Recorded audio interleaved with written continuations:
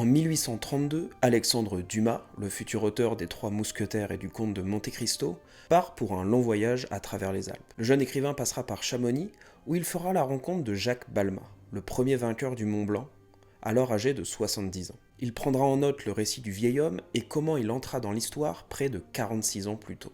Une interview légendaire qui reste aujourd'hui une des seules sources pour relater cet événement majeur. Dans la suite de son voyage, il franchira le col du Grand Saint-Bernard dans des conditions dantesques.